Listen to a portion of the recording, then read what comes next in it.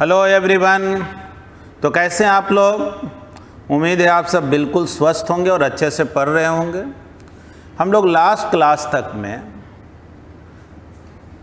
Current electricity से related जो भी कंटेंट था वो सब कुछ पढ़ लिए थे, लेकिन charging and discharging of capacitor 12th के सिलेबस में तो नहीं है, और ऐसे भी इस बार सिलेबस को कुछ कम किया गया, फिर भी मैं कंप्लीट सिलेबस को पढ़ाया हूँ।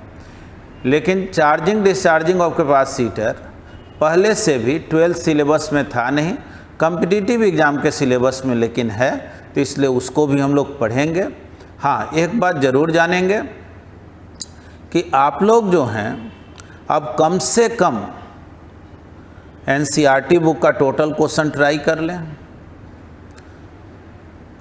SC वर्मा का एक्सरसाइज में 1 से लेकर 60 तक, 1 से 60 तक जो प्रॉब्लम है आप उसको बनाइए, क्योंकि जो आपको कंसेप्ट सिखाया गया उसी पर बेस्ड है, और मैक्सिमम क्वेश्चन जो है वो ऑलरेडी आपको या इनडायरेक्ट वे में या डायरेक्ट वे में आपको एक्सप्लेन कर दिया गया। इसलिए उम्मीद है आप लोगों को दिक्कत बहुत कम होगा। फिर भी अगर जो दिक्कत हो तो आप लोग जो हैं, जो पर्सनल इंस्टीट्यूट का नंबर है, व्हाट्सएप नंबर, उस पर डाल दीजिए, ठीक ना। टेक्निकल स्टाफ के नंबर पे डाल दीजिए, व्हाट्सएप नंबर पे अपना क्वेश्चन, हम लोग उसको कंबाइन करके उसको एक दिन डील कर देंगे। नहीं होगा तो जैसे आप लोगों को लाइव क्लास में ही उसको ले लेंगे, ठीक है। लाइव क्लास में अगर कुछ लोग जो नहीं कर पाते हैं तो उसको हम अपलोड बाद में कर देंगे ऐप पर, और लाइव क्लास जो है आप लोगों को अगर सुविधा होगा तो मैं YouTube के थ्रू भी ले लूँगा, जिससे कि आप सब कम से कम सीख सकें और अपने बात को रख सकें। इसी बहाने आपसे थोड़ा बहुत मेरा इंटरेक्शन भी हो सके, ठीक है। अब आगे जो मैं आपको सिखाने जा रहा हूँ वो है charging and discharging of capacitor. तो ये चार्जिंग ऑफ कैपेसिटर है क्या? तो देखो, कोई भी कैपेसिटर अपने अपने तो चार्ज ले नहीं लेता, उसको बैटरी से कनेक्ट करना पड़ता। तो जब आप कैपेसिटर चैप्टर को पढ़े थे तो उसमें आप पढ़ते थे कोई भी कैपेसिटर को जब आप बैटरी से कनेक्ट करते हैं तो कैपेसिटर पे इतना चार्ज आ जाता है कि कैपेसिटर का पोटेंशियल बैटरी के EMF के इक्वल हो जाता है, और तब Q/C जो है E के इक्वल हो गया, यानी चार्ज C × E के इक्वल हो जाता है। ये हम लोग पढ़े थे। लेकिन सही बात तो ये है कि कैपेसिटर को फुली चार्ज होने में, स्टेडी स्टेट तक पहुंचने में कुछ टाइम लगता है। ऐसा नहीं है कि बस बैटरी से स्विच ऑन किए और वो फुली चार्ज हो गया, उसमें कुछ टाइम लगता है। हालांकि बहुत ज़्यादा टाइम नहीं लगता है, 1 सेकेंड 2 सेकेंड माइनर टाइम ही लगता है। लेकिन ये भी जानेंगे कि अलग अलग टाइम पे चार्ज अलग अलग होता है। हाँ, जब स्टेडी स्टेट में पहुंच जाएगा तो अपने मैक्सिमम चार्ज पर पहुंच जाएगा, उससे ज़्यादा वो चार्ज अब लेने वाला नहीं है। लेकिन उसके पहले कि अलग अलग मोमेंट पर चार्ज अलग अलग होता है, यानी अब हम लोग सीखने ये जा रहे हैं कि अलग अलग मोमेंट पर जो कैपेसिटर में चार्ज होगा वो कितना होगा, उसको कैसे कैलकुलेट करेंगे, ठीक है। तो आइए सबसे पहले हम लोग सीखते हैं चार्जिंग ऑफ कैपेसिटर।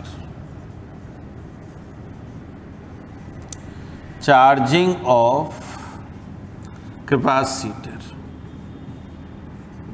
देखिए एक अनचार्ज कैपेसिटर है, पहले से इसके पास कोई चार्ज नहीं। सपोज कीजिए इसका कैपेसिटेंस C है और इसको हम लोग एक बैटरी से कनेक्ट कर दिए। बैटरी से कनेक्ट कर दिए। सपोज करें बैटरी का इंटरनल रेजिस्टेंस या सर्किट का पूरा रेजिस्टेंस मिल करके R, बैटरी का EMF E है। मतलब इस R में इस सर्किट का पूरा रेजिस्टेंस शामिल है, बैटरी का इंटरनल भी एक्सटर्नल भी सब मिल करके। चलिए हम लोग जो है एक स्विच को कनेक्ट कर दिया। चलो R को कहीं भी दिखा, उससे कोई फर्क नहीं पड़ने, यहीं दिखा देते, समझना बात को। अभी ये स्विच ओपन है, मतलब कि अभी ये बैटरी इसके पास सीटर के लिए कोई काम का नहीं, ये कोई चार्ज डिलीवर नहीं कर सकता। ठीक है, तो कुछ लोग कहेगा का इधर से चार्ज नहीं चला जाएगा, इधर ना रास्ता टूटा हुआ है। बोलेंगे देखो बैटरी जब भी चार्ज डिलीवर करता है तो दोनों टर्मिनल से करता है, एक से जितना पॉजिटिव दूसरा से उतना ही निगेटिव, इसलिए एक तरफ कनेक्टेड होने से ये सर्किट कंप्लीट नहीं होता है। जब तक लूप कंप्लीट नहीं होते बैटरी वर्क नहीं करेगा। अब चलो मान लो इस मोमेंट को हम टाइम 0 कह रहे हैं और स्विच को क्लोज कर दिए। इनिशियली इसके पास कोई चार्ज नहीं, अनचार्ज कैपेसिटर है। अब at t=0 switch is close, switch को हम लोग क्लोज किए। ठीक, स्विच जैसे ही क्लोज करेंगे तो चार्ज डिलीवर होना शुरू हो जाएगा, इधर से पॉजिटिव को इधर से निगेटिव को। सपोज आफ्टर टाइम t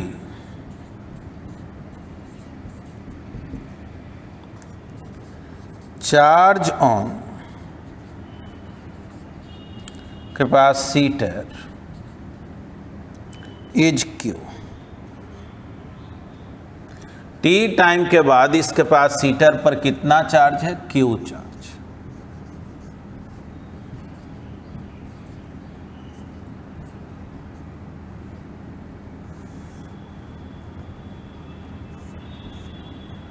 ठीक ना, स्विच क्लोज्ड हो गया। ये जो डायग्राम बनाया गया है वो t टाइम के बाद का, स्विच क्लोज करने यानी यहां लिख दे रहे हैं एट टाइम t कैपेसिटर पे चार्ज Q आ गया और इसमें करंट एग्जिस्ट करने लगा। देखो एक्चुअल में बात को समझना, जैसे यहाँ से पॉजिटिव चार्ज डिलीवर हुआ, इधर से निगेटिव चार्ज जा रहा, तो आप जानते हैं ना पॉजिटिव चार्ज जिस डायरेक्शन में मूव करता है करंट का वही डायरेक्शन होता है।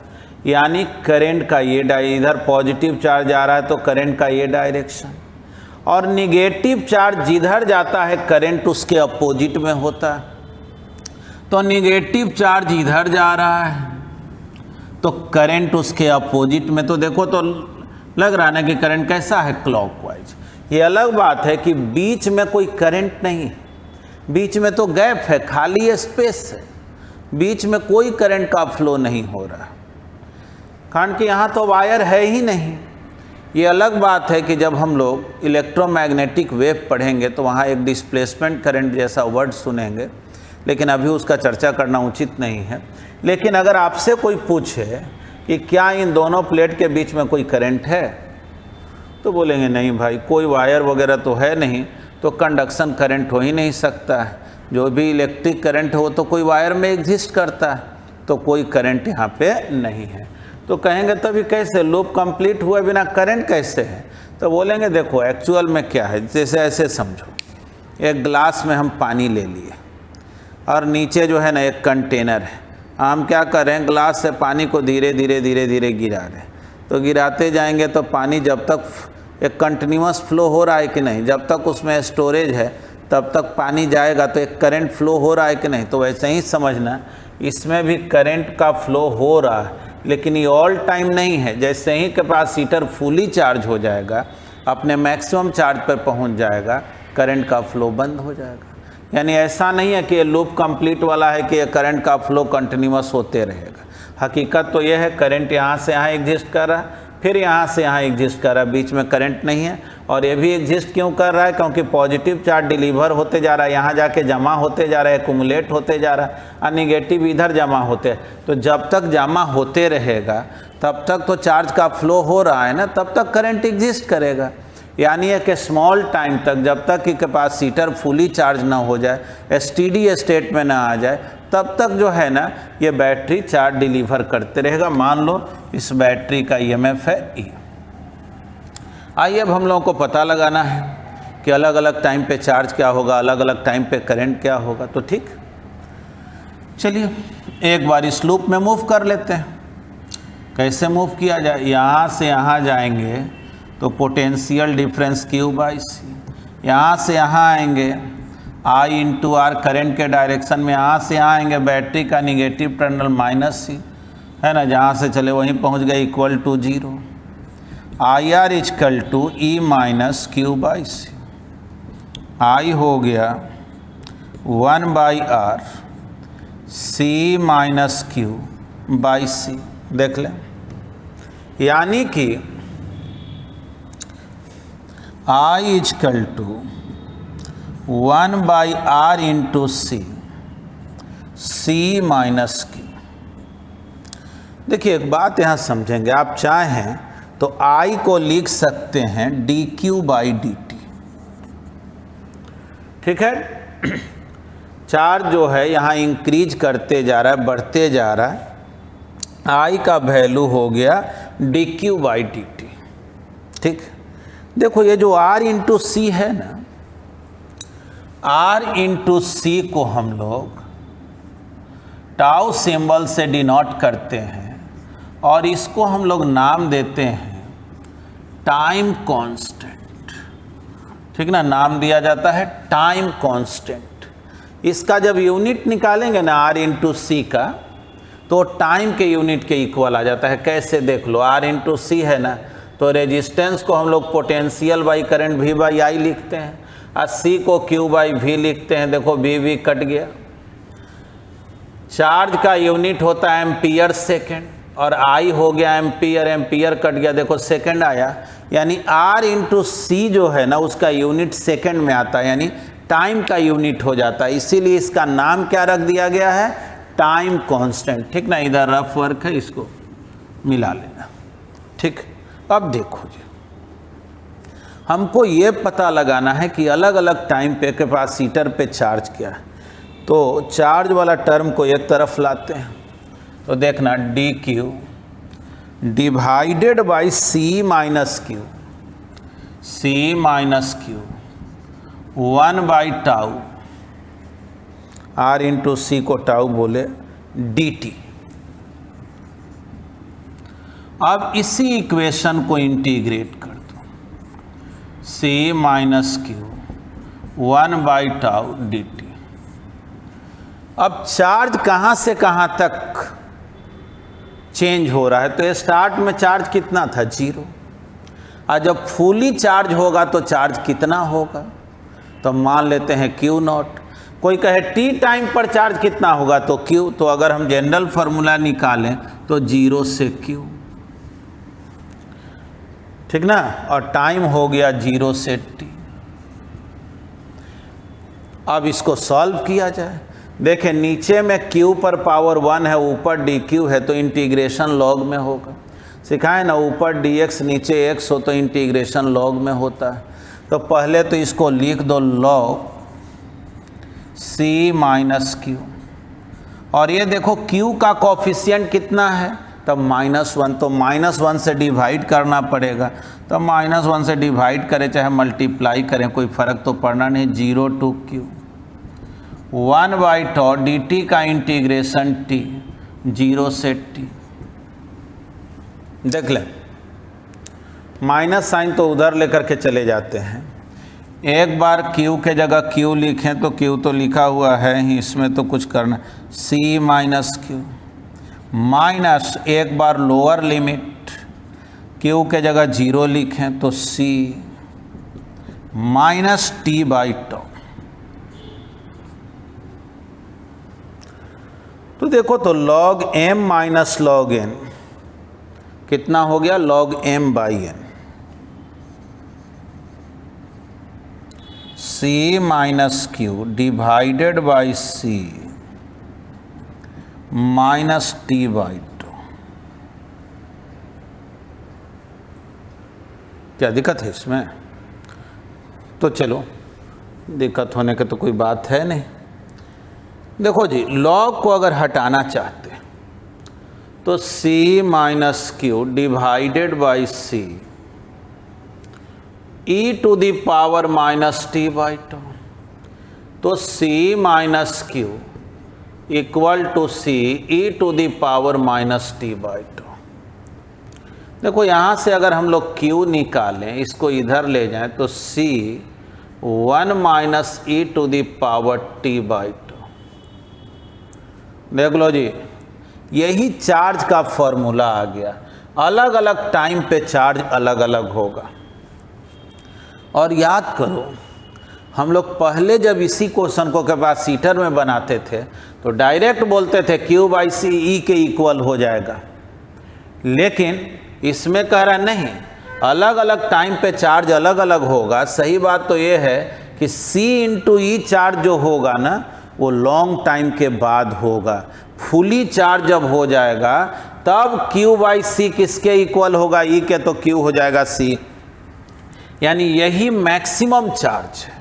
यानी कैपेसिटर पढ़ते समय हम लोग मैक्सिमम चार्ज पे ही चले जाते थे, ठीक है। तो इसको Q नॉट लिख ले रहे हैं, 1 minus E to the power T by two. Q nought हो गया C इंटू ई, यानी Q मैक्स कहिए, या आप ये भी बोल सकते हैं charge in A steady state. जब स्टेडी स्टेट में पहुंच जाएगा, मतलब कि और चार्ज लेना जब कैपेसिटर बंद कर देगा, तो उसके पास कितना चार्ज रहेगा? C इंटू ई। तो पहले तो आप इसको लिख लें। ये तो हम लोग फॉर्मूला पढ़े क्या चीज़ के लिए, कि अलग अलग टाइम पे चार्ज क्या होगा, इसका ग्राफ अभी पढ़ेंगे। फिर हम लोग करंट क्या होगा अलग अलग टाइम पर, इसको पढ़ेंगे। तो पहले इसको लिख। तो अभी जो हम लोग फॉर्मूला देखें, चार्ज जो है टाइम बदलते जाएंगे, चार्ज बदलते जाएगा। अब चार्ज और टाइम का ग्राफ कैसा होगा? तो ठीक है, चलो इसी फार्मूला को रिपीट कर दे रहे हैं। Q is equal to Q not 1 minus E to the power T by two. ये अलग बात है कि Q नॉट का वैल्यू C इंटू ई है। तो देखना, तो अगर हम लोग ग्राफ खींचें तो व्हेन t इजकल टू 0, देखो तो टाइम जब 0 होगा, तो ऐसे भी मालूम है कि कैपेसिटर पर स्टार्ट में चार्ज 0 था। टाइम जब 0 होगा तो e to the power 0 1 1 minus 1 0, यानी कि चार्ज 0। और जब टाइम एक टाइम कांस्टेंट के इक्वल होगा, यानी टाउ के इक्वल, तब अगर चार्ज को आप निकालें तो 1 माइनस, देखो ऊपर भी टाउ लिख देंगे तो tau divided by tau, tau cancel, -1। तो Q not 1 minus 1 by E. जैसा कि आप जानते हैं E का वैल्यू जो है 2.71 होता है अप्रॉक्स में, या 2.7 ले। इसको सॉल्व करके देखें, लगभग जो है 0.63 Q नॉट आता है। यानी कि एक टाइम कांस्टेंट में चार्ज जो है, जो मैक्सिमम चार्ज है उसका 63% पर पहुंच गया है। टोटल होना है Q नॉट, और एक टाइम कांस्टेंट में वो चार्ज कहाँ पहुंच गया है? मैक्सिमम के 63% पर। जैसे समझो 0 से मुझे 100 पर पहुंचना है, मान लो 100 कूलम तक जाना है, और 63 कूलम तक हम एक टाइम कांस्टेंट में पहुंच गए। ये इक्वेशन एक्सपोनेंशियल है, तो सीधे सीधे नहीं चलता है। अब देखो जी, when t is equal to infinity, infinity कहने का मतलब t is very very greater than tau. Time constant से t जब बहुत बड़ा हो तो e to the power minus infinity 0 होता है। तो Q is equal to Q not 1 minus e to the power minus infinity. Q हो गया Q नॉट, यानी C इंटू ई। ये मैक्सिमम चार्ज हो गया, समझ गए? अब आपसे पूछा जा रहा है कि चार्ज और टाइम का ग्राफ कैसा हो। चार्ज और टाइम का ग्राफ कैसा हो।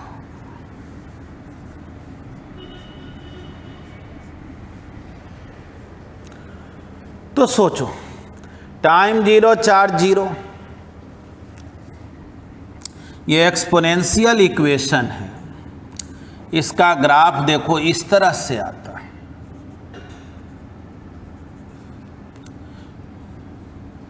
यही मैक्सिमम चार्ज Q0 है, जो कितने के इक्वल है, C × E के इक्वल है।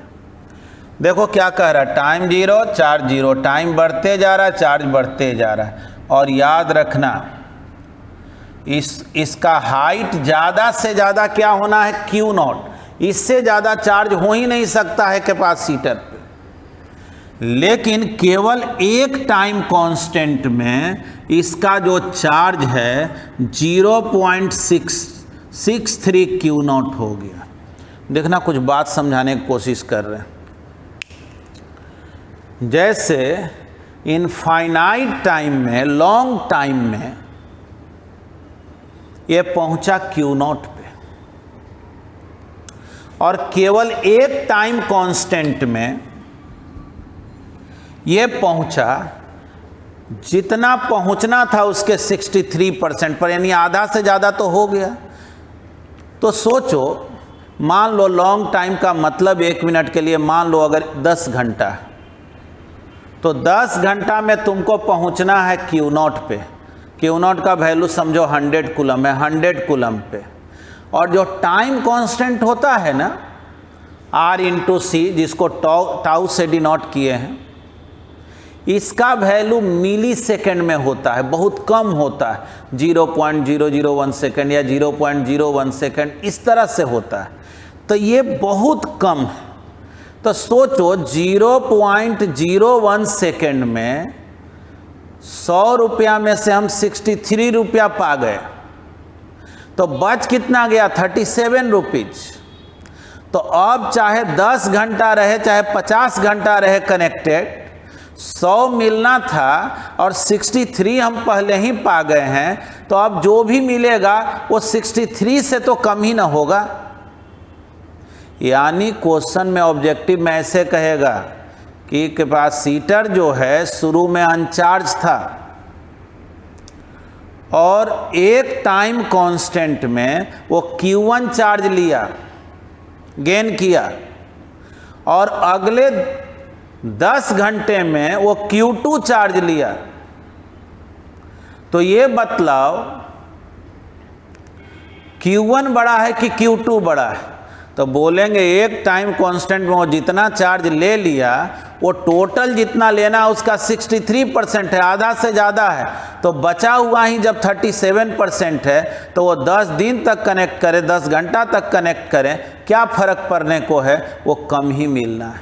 यानी एक टाइम कांस्टेंट में जितना वो चार्ज ले लेता, उसके बाद चाहे जितना देर कनेक्टेड करो, उतना चार्ज तो दोबारा से गेन नहीं कर पाएगा, क्योंकि उसका मैक्सिमम वैल्यू ही Q0 है, और हाफ से ज़्यादा यानी 63% तो एक टाइम कांस्टेंट। और देख लो टाइम कांस्टेंट का वैल्यू एक्चुअली किस ऑर्डर में होता है। जैसे R × C है, मान लो रेजिस्टेंस हम 100 ओम ले लिए, और कैपेसिटेंस अक्सर माइक्रोफेराड में, जैसे 10 माइक्रोफेराड ले लिए। ये देखो तो कितना हो गया, 10⁻³ हो गया क्या, यानी 1 मिलीसेकेंड हो गया ना। ये बहुत कम हो गया कि नहीं, यानी कि 1 मिलीसेकेंड में ये जो चार्ज है जितना लेना था उसका 63% ले लिया। तो आगे का आप जितना भी टाइम तक उसको कनेक्ट करेंगे, जाहिर है उससे कम ही लेगा। हाँ, एक बात और जानना, यहाँ लॉन्ग टाइम का मतलब क्या है। लॉन्ग टाइम का मतलब क्या, 1 घंटा से है, 10 घंटा से है, 10 दिन से है, तो बोलेंगे नहीं। लॉन्ग टाइम का मतलब है T should be very very greater than tau. तो टाउ का वैल्यू तो मान लो 1 मिलीसेकेंड आया है, तो 1 मिलीसेकेंड के तुलना में 1 सेकेंड ही बहुत बड़ा टाइम होता है कि नहीं। यानी ये समझ लेना कि कैपेसिटर को स्टेडी स्टेट में पहुंचने में 1 सेकंड 2 सेकंड टाइम ही लगता है, बहुत ज़्यादा टाइम नहीं लगता। तो कहेगा आप तो बोले हैं इन्फिनिटी टाइम लगता है, और तो वही 1 सेकंड क्या चीज़ का रोल कर रहा है, इन्फिनिटी का। कैसे?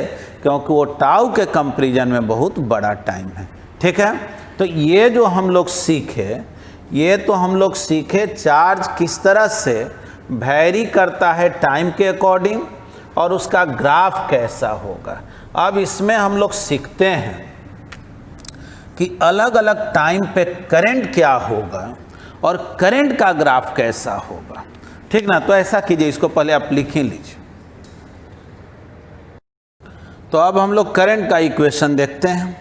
चार्ज तो इस इक्वेशन के अकॉर्डिंग वेरी करता है। देखो, तो इसी को ऐसे लिख दे रहे हैं Q nought minus Q nought e to the power minus T by tau. Differentiate करते हैं विथ रिस्पेक्ट टू टाइम, तो dq by dt, Q nought तो कांस्टेंट टर्म है 0, minus Q nought e to the power minus T by tau, और t में multiply है -1 by tau से, तो डिफ्रेंशिएशन कर रहे हैं तो बाहर लाके मल्टीप्लाई करना हो। dq बाई dt को I बोल रहे हैं, लेफ्ट हैंड साइड को, minus minus plus Q nought by tau e to the power minus T by tau. देखो, ये जो Q नॉट बाई टाउ है इसको हम लोग मैक्सिमम करंट बोलते हैं। देख लो, Q नॉट बाई टाउ सही मायने में अभी देखे थे Q नॉट कितना था C और टाउ कितना था R इंटू C, यानी E बाई R। देख लो जी, करंट जो है E बाई R, तो हम लोग इस चैप्टर में तो पढ़ रहे थे जब कैपेसिटर नहीं होता था तो करंट तो E बाई R ही ना होता था, है कि नहीं। करंट का जो वैल्यू अगर कैपेसिटर नहीं होता तो करंट का वैल्यू हम लोग E बाई R लिखते थे कि नहीं। तो हाँ, बिल्कुल लिखते थे। यानी कि ये मैक्सिमम करंट भी कभी E बाई R भी करंट होगा, ऑल टाइम नहीं। देखो, अलग अलग टाइम पे करंट अलग अलग है, तो ये कब होगा इसका भी बात बोल दे रहे हैं। इसको याद रखना, ये मैक्सिमम करंट है। तो करंट का यही इक्वेशन आ गया, याद रखना है। आई नॉट का मतलब क्या होता है, Q nought by tau. Q not है मैक्सिमम चार्ज, टाउ जो है वो टाइम कांस्टेंट, और जाहिर है इसको सॉल्व करने पर E बाई R आ गया। ठीक, अब हमसे कहा गया इसका ग्राफ कैसा होगा, तो देख लो। When t is equal to 0, time जब 0 रखेंगे तो I is equal to I not to the power 0, और समथिंग पावर 0 1 होता है, यानी I का वैल्यू I नॉट हो गया, मैक्सिमम करंट हो गया। बोल, यानी कि ये स्टार्ट में करंट मैक्सिमम होता है, जैसे ही आप स्विच को क्लोज कीजिएगा ना, ये अपने मैक्सिमम करंट पर आ जाएगा और करंट ना हो जाएगा E बाई R। यानी समझ लो, स्टार्ट में ये जो कैपेसिटर है समझो ऐसा रोल किया कि ये है ही। बोलो, कैपेसिटर नहीं होता तो डायरेक्ट E बाई R लिखते हैं ना। यानी स्टार्ट में जब कैपेसिटर अनचार्ज होता है तो समझ लो कि वो कोई रोल करता ही नहीं है, वो यूजलेस हो जाता है। यानी कि जो करंट होना चाहिए था बिना कैपेसिटर के वही करंट है, टाइम जब 0 पे बात करें तो यही मैक्सिमम करंट। लेकिन जैसे जैसे टाइम बीतेगा, मान लो टाइम जब एक टाइम कांस्टेंट के इक्वल जब स्पेंड होगा तो E टू दी पावर -1 हो गया क्या? नहीं, टाउ डिवाइडेड बाई टाउ, यानी कि 1 बाई E I नॉट। अब 1 बाई E का वैल्यू निकालेंगे तो 0.37 आता, E का वैल्यू 2.71 पुट करेंगे। अब चलो, जब t इन्फिनिटी या कहो t very very greater than tau, तो जानते हो E टू दी पावर -∞ 0 होता है, I is equal to I nought, ये 0 हो गया। देखो जी, इसको ऐसे समझो, ये जो कैपेसिटर है ना अनचार्ज्ड है, कोई चार्ज नहीं, चार्ज वो लेना चाह रहा है। समझो कि एक आदमी है जो खाना नहीं खाया है कुछ दिन से, भूख लगा हुआ है उसको जोरों से, और अचानक जो है ना उसको ढेर सारा भोजन मिला, तो क्या करता है, एकदम शुरू में जो है ना बहुत तेज़ी से जो है खाना शुरू करता है, फिर धीरे धीरे धीरे धीरे खाने का रफ्तार कम होता है और फाइनली स्टेडी स्टेट में आता है, अरे भैया अब हमको नहीं चाहिए। तो ये भी कैपेसिटर का समझो वही हाल है। क्या, जैसे ही इसका स्विच क्लोज करोगे, ये जो है ना करंट मैक्सिमम पे पहुंच जाता है, यानी तेज़ी से ये चार्ज लेना शुरू करता है। लेकिन जैसे जैसे टाइम बीतते जाता है वैसे वैसे इसका चार्ज लेने का रेट घटते जाता है, स्लो होते, और फाइनली लॉन्ग टाइम के बाद ये कहता अब नहीं लेंगे, करंट जीरो, अब चार्ज का फ्लो बंद करा देता है। तो देखो जी, इसका ग्राफ कैसा होगा,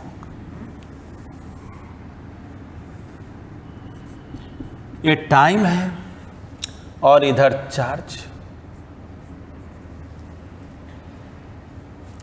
टाइम जीरो तो करंट मैक्सिमम, देख लो जी करंट मैक्सिमम, और जैसे जैसे टाइम बीतते जाएगा करंट घटते जाएगा, एक्सपोनेंशियल ग्राफ है ऐसा, घटते घटते लॉन्ग टाइम के बाद ये जीरो हो जाएगा। और एक टाइम कांस्टेंट के बाद अगर चार्ज आप देखेंगे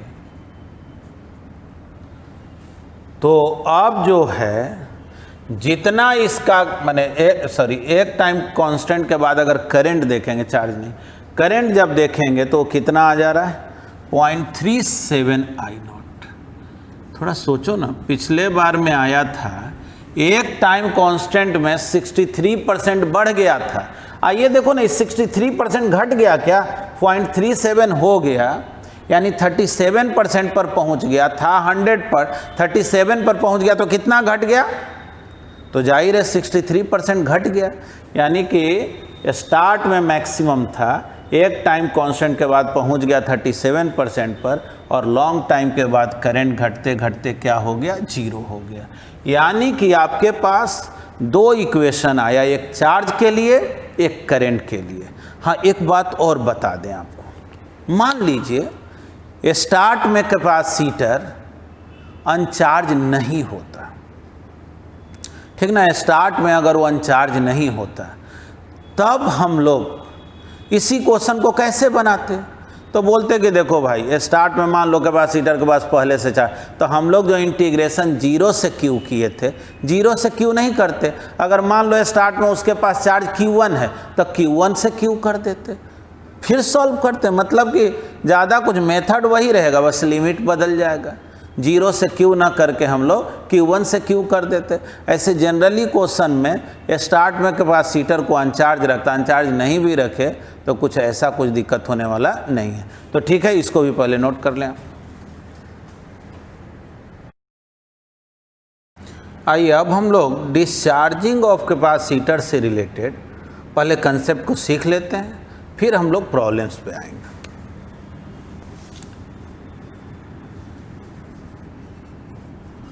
discharging of capacitor,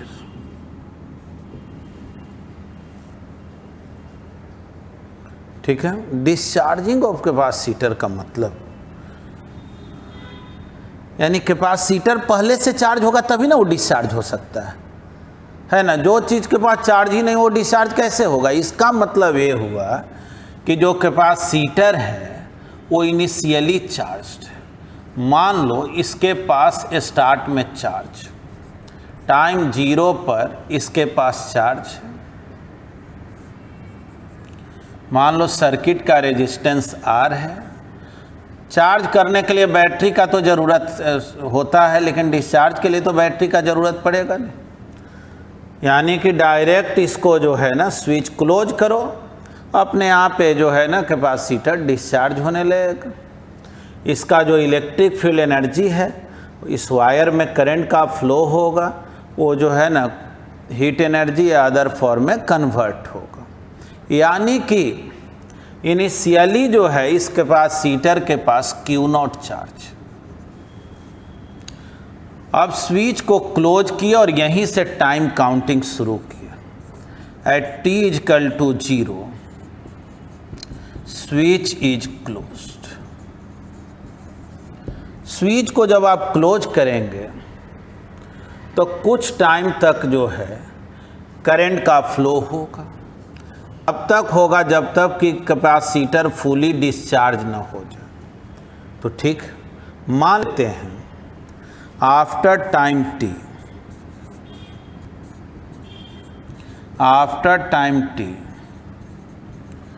charge of capacitor is Q।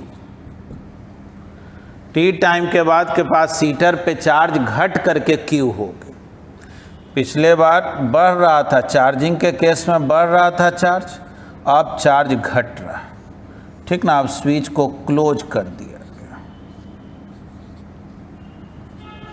मान लो I करंट है टी टाइम के बाद।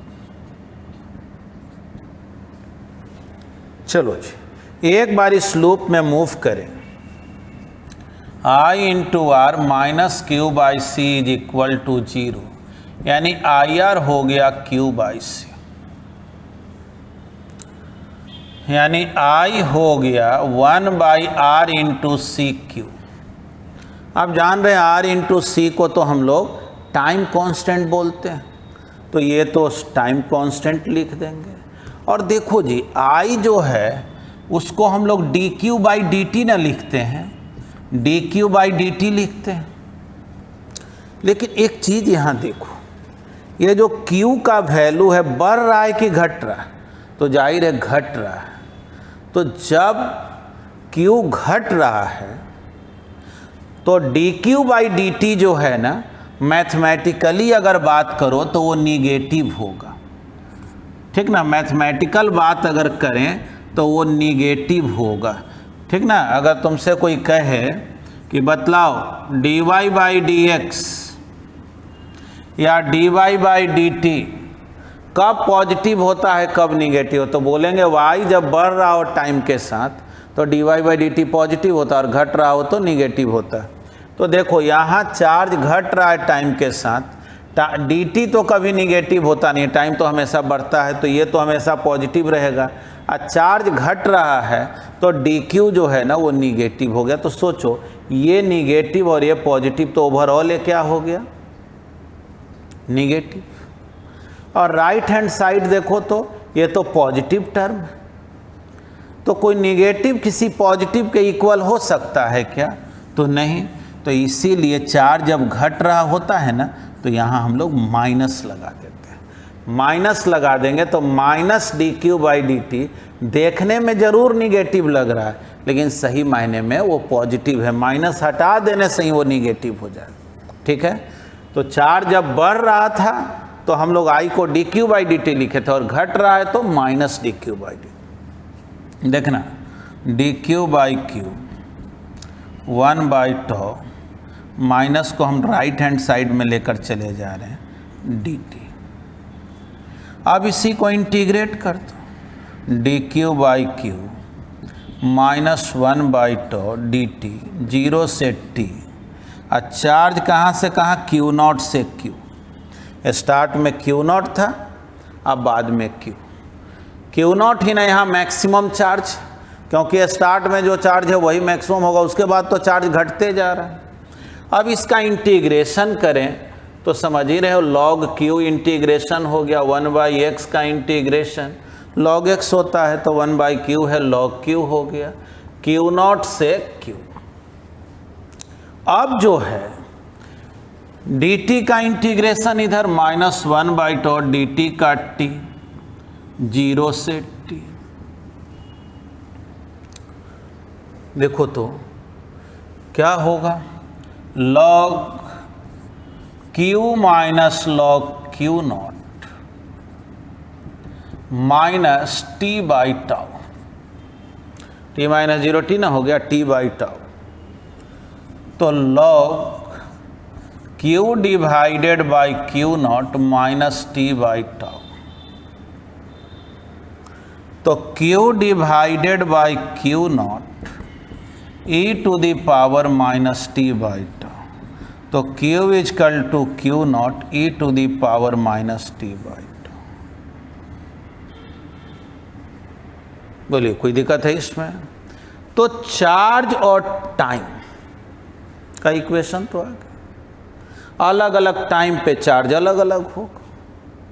अगर कहा जाए इसका ग्राफ कैसा होगा, ठीक ना, इसका ग्राफ कैसे हम लोग ड्रॉ करें, तो बोलेंगे क्या, देख लो यहां टाइम जब जीरो, देख लो अभी हम लोग चार्जिंग ऑफ कैपेसिटर में जो करंट का इक्वेशन निकाले थे वो ऐसा ही ना आया था। तो इसका भी ग्राफ ऐसा ही होगा जैसा इसका हुआ है। तो बोलेंगे टाइम जीरो तो ई पे power 0 charge Q not. Time जब एक टाइम कांस्टेंट के इक्वल तो 0.37 Q नॉट, उसमें 0.37 I नॉट आया था। टी इन्फिनिटी यानी लॉन्ग टाइम जब होगा तो चार्ज घट करके 0 हो जाएगा। देखो जी, इधर टाइम इधर चार्ज। टाइम 0 तो चार्ज कितना, तो Q नॉट, और टाइम बढ़ते जा रहा है, चार्ज घटते जा रहा है, घटते जा रहा है ना। एक टाइम कांस्टेंट पे चार्ज घट के कितना हो गया, तो 37% पर पहुंच गया, यानी 63% से डाउन हो गया। नहीं तो ये हम लोग सीखे, ठीक ना, डिस्चार्जिंग ऑफ कैपेसिटर में अलग अलग टाइम पर कैपेसिटर पे चार्ज क्या होगा। तो पहले आप इसको लिख लें, फिर करंट अलग अलग टाइम पर क्या होगा उसको बतलाते हैं।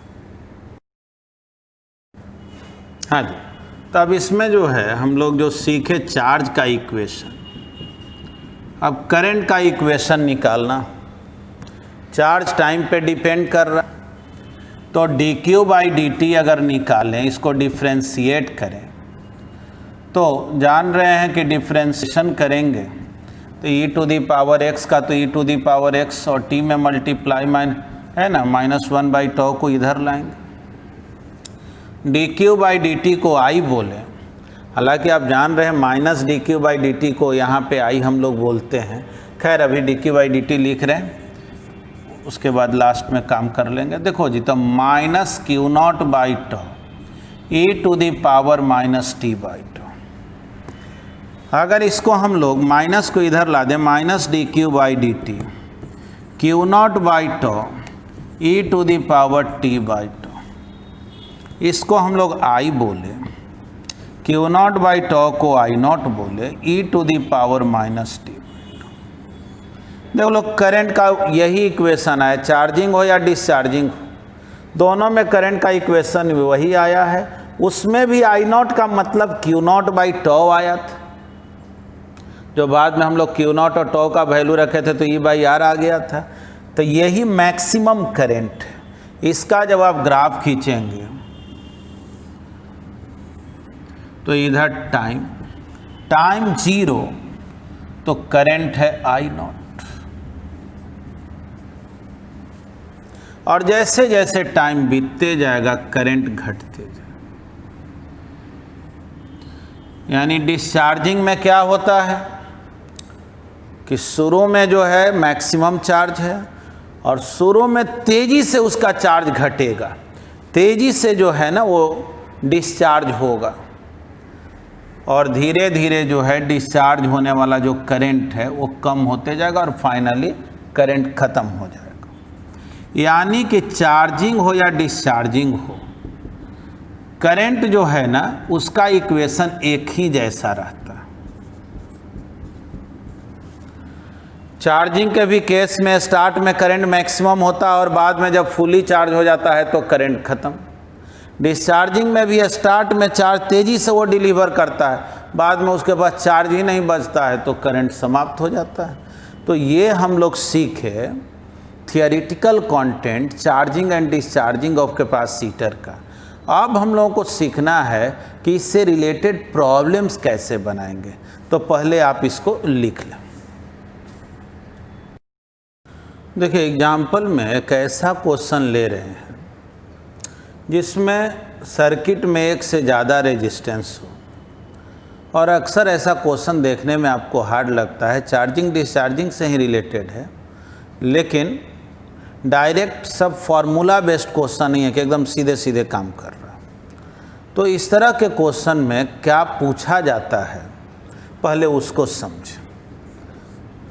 फाइंड, पहला क्वेश्चन ये है कि जब हम स्विच को क्लोज करेंगे, ठीक ना, मान लो at t = 0 switch is closed. जब स्विच को क्लोज किए वहीं से टाइम काउंटिंग स्टार्ट कर दी। तो फर्स्ट क्वेश्चन है कि ये जो 1 ओम रेजिस्टर है इसमें करंट कितना होगा एट t = 0, ठीक ना। Current through the 1 ohm resistor at t = 0। एक बात याद रखना, जब भी बात चार्जिंग का हो, स्विच क्लोज करोगे तो चार्ज होना शुरू हो जाएगा।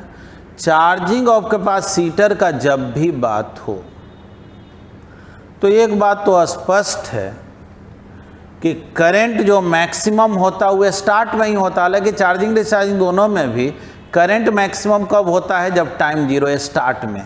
यानी अगर इसी क्वेश्चन को अगर ऐसे कहे मैक्सिमम करंट थ्रू 1 ओम, तो ये भी कोई नया क्वेश्चन नहीं है, सेम क्वेश्चन है। अब चलिए क्वेश्चन का सेकंड पार्ट में कह रहा है इस कैपेसिटर पे मैक्सिमम चार्ज कब होगा, कितना होगा। तो इतना तो आप जान रहे हैं, जब चार्जिंग में है तो लॉन्ग टाइम के बाद ही अपने एसटीडी स्टेट में आता है। यानी कि अगर ये कोई क्वेश्चन पूछे लॉन्ग टाइम के बाद चार्ज क्या होगा या मैक्सिमम चार्ज क्या होगा, दोनों एक ही बात है, ठीक ना। अगर पूछा जाए चार्ज ऑफ कैपेसिटर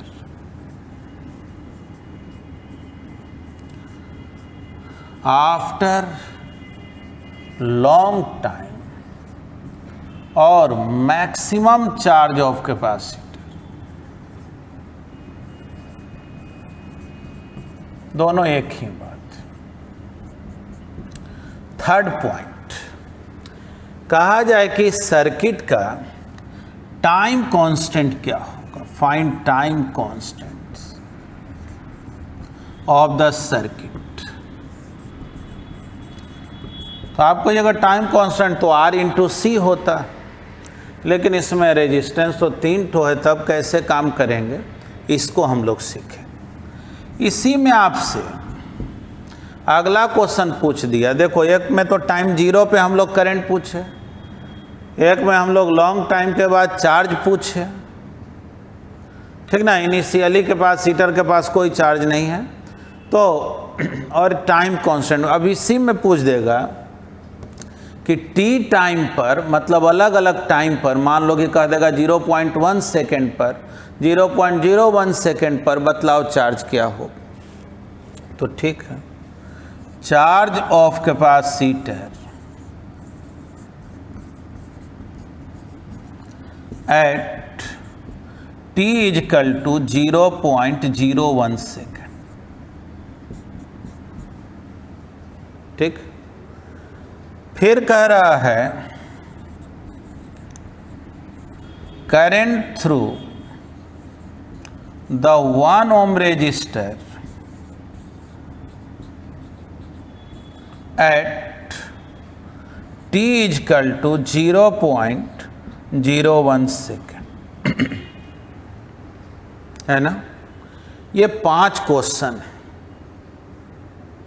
ये लास्ट का 2 भी अगर पूछेगा ना तो बाकी 3 बनाना ही पड़ता, केवल ये 2 भी पूछता तब भी। तो ठीक है, चलिए आगे बढ़ते, ध्यान से सुने।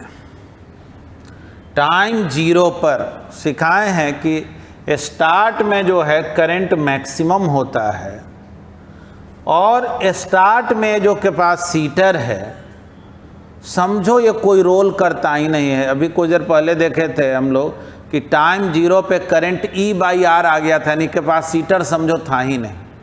तो इसमें याद रखना है कि टाइम जीरो पे, देखो यहाँ सॉल्यूशन निकाल रहे हैं।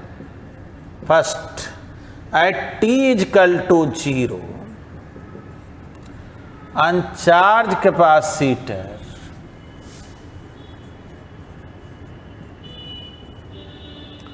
ऑफर्स जीरो रेजिस्टेंस, समझो ये कोई जो है विरोध नहीं करता है, and it can be replaced by a resistance less wire. मतलब कि अगर टाइम जीरो का आप बात कर रहे हैं और करंट पूछा जाए तो आप ये भी कर सकते हैं कि माइंड में आप ये सोचिए कि ये कैपेसिटर मौजूद ही नहीं है, क्योंकि ये कोई रोल नहीं करता है, कोई रेजिस्टेंस ऑफर नहीं करता है टाइम जीरो पे। ठीक, देखो जी बैटरी का EMF 10 वोल्ट। अब पूछा जा रहा आपसे कि इस 1 ओम रेजिस्टर में कितना करंट होगा, टाइम जीरो पे 1 ओम में कितना करंट होगा। तो ठीक है, यहाँ से मान लो I करंट डिलीवर्ड हुआ, I इधर गया I0, तो इधर गया I माइनस I0, यही I minus I0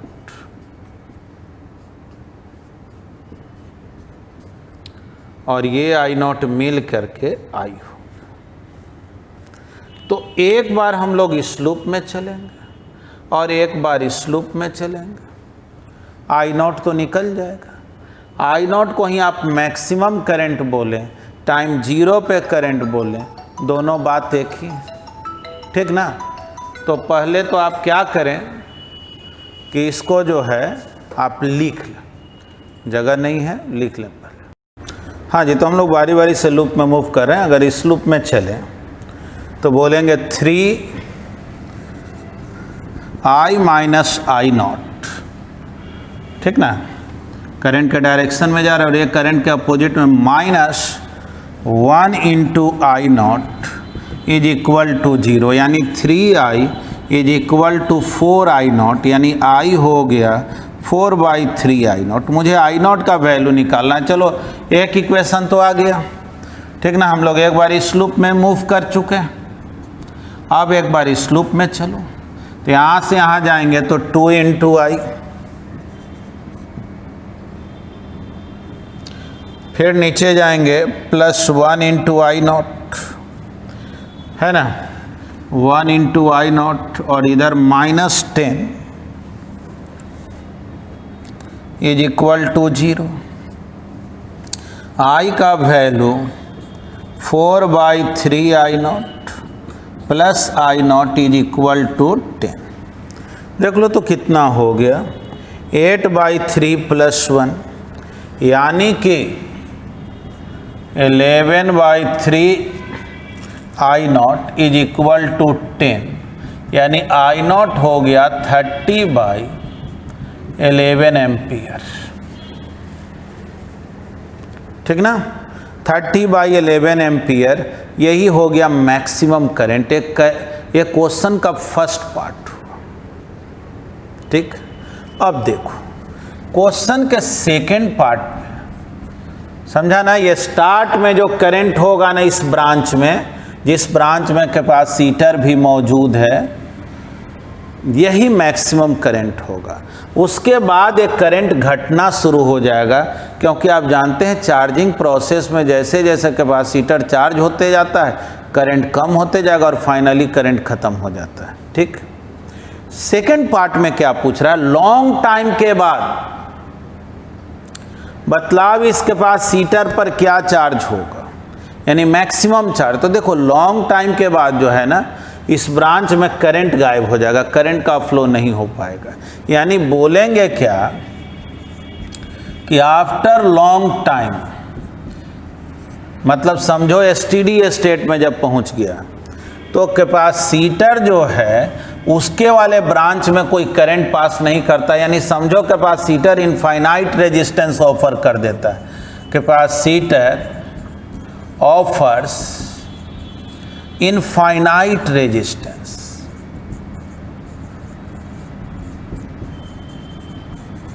and current through it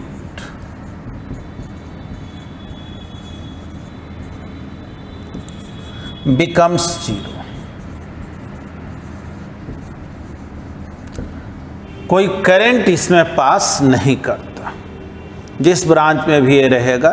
तो चलो फिर से फिगर बनाते हैं। ये हुआ लॉन्ग टाइम के लिए, जाहिर है ये 2 ओम, यहाँ 1 ओम, एक कैपेसिटर है।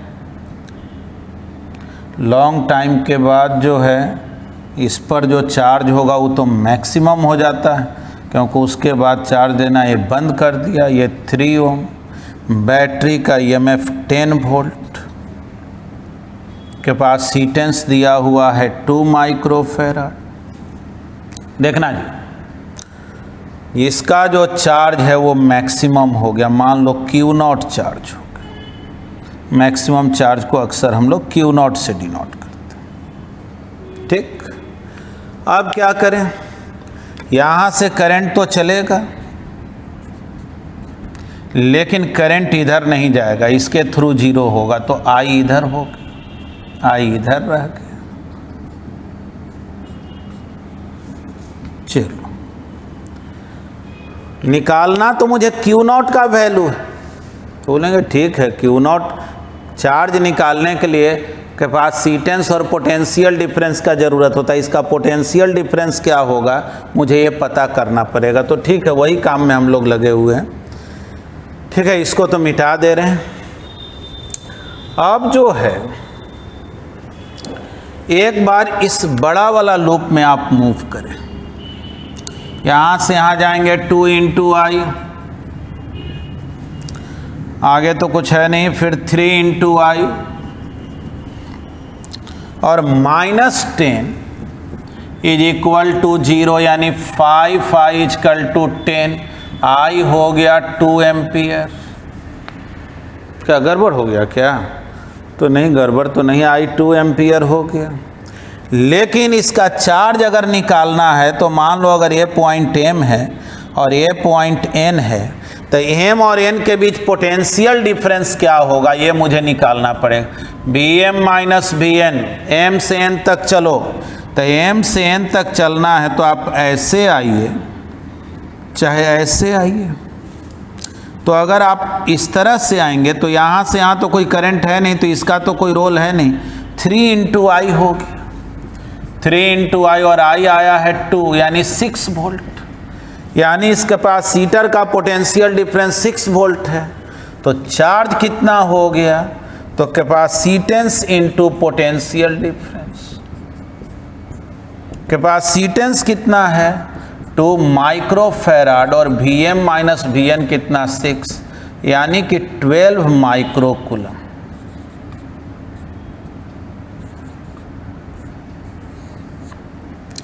ठीक ना, कितना चार्ज हो गया? 12 माइक्रोकूलम, यही इसका मैक्सिमम चार्ज हो। अब जो है ये तो क्वेश्चन का सेकंड पार्ट बन गया। अब इसी में आगे कह रहा है कि इस सर्किट का टाइम कांस्टेंट क्या होगा, या अलग अलग टाइम पर चार्ज और करंट क्या होगा। ये तो मैक्सिमम वैल्यू आ गया, इससे ज़्यादा चार्ज इस क्वेश्चन में पॉसिबल नहीं है इस कैपेसिटर का, ठीक ना। तो इसलिए पहले तो इसको आप लिख लें, तब फिर आगे जो है थर्ड पार्ट बता रहे हैं। देखिए, कोई भी सर्किट में टाइम कांस्टेंट पूछे ना तो उसका मेथड क्या है। पहले समझो कि बैटरी है ही नहीं, बैटरी को गायब कर दो।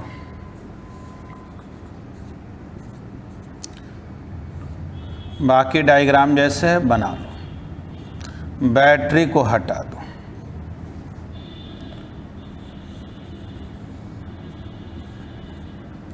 अब जो है कैपेसिटर के दोनों साइड, जैसे इधर M लिखे इधर N लिखे, तो M और N के बीच इक्विवेलेंट रेजिस्टेंस निकालो, ठीक ना। सबसे पहले जो है बोलेंगे battery is short circuited, battery को गायब करो and find equivalent resistance between M and N। M और N के बीच इक्विवेलेंट रेजिस्टेंस निकालो, ठीक है, निकालो। देखो जी क्या सिखाए थे इक्विवेलेंट रेजिस्टेंस निकालने में। अगर ये पॉइंट N है तो यहाँ से डायरेक्ट चलोगे, ये सब N है ना, ये N, इधर भी चलो, ये सब N। अगर इसको पार किए, इसको P बोले तो ये सब P है ना। तो चलो जी, M और N के बीच एक पॉइंट है P। देख लो, M और P के बीच एक रेजिस्टेंस 1 ओम, P और N के बीच 2 ओम, फिर P और N के बीच 3 ओम। तो देख लो तो इक्विवेलेंट रेजिस्टेंस क्या होगा। ये दोनों पैरेलल में है तो 2 इंटू 3, 2 प्लस 3, और दोनों मिलके सीरीज में +1, यानी 6/5 + 1। R कितना हो गया, 11/5 ओम। चलो काम हो गया, R निकल गया। टाइम कांस्टेंट किसको बोलते हैं, तो बोलेंगे टाइम कांस्टेंट जो है वो होता है R इंटू सी। R इंटू सी, R कितना, 11/5। C कितना, कैपेसिटेंस कितना, तो दिया हुआ तो है कैपेसिटेंस 2 माइक्रोफैराड, तो 2 माइक्रोफैराड, यानी 2 इंटू 10⁻⁻6। देखो तो ये कितना आ गया, 22 डिवाइडेड बाई 5 इंटू 10⁻⁻6, ठीक ना। इसी को अगर सॉल्व कर लो, 4.4 इंटू 10⁻⁻6 सेकेंड। यही आंसर हो गया क्वेश्चन के थर्ड पार्ट का। लेकिन फोर्थ पार्ट में क्या कह रहा, फोर्थ पार्ट में कह रहा है कि टी टाइम के बाद इसके पास सीटर पर चार्ज क्या होगा, टी का कुछ वैल्यू दिए हुए। तो देखो अब क्या रूल है, ये 3 पार्ट तो बनाना ही पड़ता है। एक बात बतलाओ, एक कैपेसिटर चार्ज हो रहा है कि डिस्चार्ज हो रहा है, तो जाहिर है चार्ज हो रहा है। तो टी टाइम के बाद चार्ज का क्या फार्मूला होता है, तो चार्जिंग प्रोसेस में हम लोग यही तो पढ़े थे कि जब भी कैपेसिटर चार्ज होता है तो उसका फार्मूला यही होता है अलग अलग टाइम पर, जहाँ Q0 का मतलब मैक्सिमम चार्ज होता है। और अभी हम लोग मैक्सिमम चार्ज पिछले पार्ट में निकाले थे, 12 माइक्रोकूलम आया था। तो बोलेंगे क्या कि Q0 के जगह 12 माइक्रोकूलम, 1 - e⁻⁻t/τ, और t है 0.01 सेकेंड के बाद में पूछा है, तो 0.01 सेकेंड। और टाउ का वैल्यू कितना आया है जी, तो 4.4 10⁻⁻6। बस इसी फॉर्म में आंसर लिख दो, ज़्यादा इसमें अब दिमाग मत लगाओ। 1 - e⁻, देखो जी इसको 1/100 करोगे तो 4.4, या इसी को ऊपर लेकर के चले जाओ ना, 10⁻4 बचेगा क्या, है ना, -6 को ऊपर ले गए, 2 ठो जीरो गायब हो गया। और सिंप्लीफाई कर लो थोड़ा, 12 × 10⁻⁻⁻⁶ 1 - e टू दी पावर, सोच लो ऊपर नीचे 10 से मल्टीप्लाई कर दे, 1/44 या कहो 10/44 इंटू 10 टू दी पावर 4। या ऐसा करो, हम लोग जो है इसको, ठीक है, ऊपर ये 10 टू दी पावर 4 हो गया। या और भी सिंप्लीफाई करना चाहते हो, 12 × 10⁻⁻⁶ 1 - e टू दी पावर 100/44 है ना, 10 टू दी पावर 3 कर लो। अब इसको थोड़ा सिंप्लीफाई कर लेना, उसमें टाइम बर्बाद होगा, है ना। 4 से ऊपर नीचे कर लेंगे तो कितना होगा, 25/11 हो जाएगा ना। आगे समझ लो कि इसी फॉर्म में आंसर है। हाँ, अभी हम अब कोई स्टूडेंट कहेगा सर ये तो फ्रैक्शन में आएगा, तो ई का वैल्यू कैसे निकलेगा। तो एक बात तो जानो, उसको निकालने के लिए लॉग देखना पड़ता है ना। थोड़ा सा एक लाइन हम और सॉल्व कर दे रहे हैं। 12 × 10⁻⁻⁻⁶ 1 - 25/11 10 टू दी पावर 3, यही आया। अब ई पर जब पावर फ्रैक्शन में होता है तो उसको कैसे सॉल्व किया जाता है, ये लॉग टेबल से बनता है। नहीं तो एग्ज़ाम में क्या करता है, इसका वैल्यू ही सीधे दे देता है, जिससे आपको इतना दिक्कत हो ही नहीं, आप आसानी से काम को कर पाएँ। या टाइम का ही वैल्यू ऐसा लिखेगा ना कि आसानी से कैंसिल हो जाए। जैसे टाइम ही हम यहाँ पर ऐसा लिख देते, 4.4 के टर्म में लिख लेते, तो सॉल्व करना आसान हो जाता। खैर, मेथड आपको सिखा रहे हैं। अब देखिए, कह रहा टी टाइम के बाद करंट का वैल्यू क्या होगा। तो करंट का फॉर्मूला पढ़े ना, चार्जिंग हो या डिस्चार्जिंग हो, यही तो होता है। I0 मतलब मैक्सिमम करंट। तो इसमें मैक्सिमम करंट कितना था, तो क्वेश्चन का फर्स्ट पार्ट में देखना 30/11 ampere. I to the power t/τ, तो फिर वही t का वैल्यू है 0.01 सेकेंड और टाउ का वैल्यू है 4.4 × 10 टू दी पावर -6। फिर हम लोग वही काम करेंगे, 30/11 e to the power, last में सॉल्व करेंगे 25/11 × 10 टू दी पावर 3, जो आएगा इतना एम्पियर आंसर हो गया, है ना। तो ये तो एक ऐसा एग्जाम्पल लिए जिसमें ढेर सारा पार्ट था और वो अलग अलग तरह के आपको कंसेप्ट भी सिखलाया। अक्सर एग्ज़ाम में इस टाइप का क्वेश्चन आता है, भले हम टाइम ऐसा ले लिए हैं कि थोड़ा कैलकुलेशन करने में जो है वो लेंदी हो जा रहा है, लेकिन ऐसा क्वेश्चन आपको मिलेगा जिसमें टाइम का ही वैल्यू ऐसा ले लेगा कि वो आसानी से कैंसिल हो जाता है और कैलकुलेशन भी इजी हो जाता है। तो देखिए, वैसे तो मैं अगले दिन भी और भी जो टाइप्स ऑफ प्रॉब्लम बचा हुआ है उसको मैं डिस्कस कर दूंगा, और आप लोग जो है टोटल क्वेश्चन को आप ट्राई कर लेंगे। जो भी दिक्कत होगा एक लाइव क्लास रख लेंगे, उसमें मैं एक्सप्लेन कर दूंगा, और उसके बाद जो है स्टार्ट करेंगे topic magnetic effect of current. ठीक ना, थैंक यू।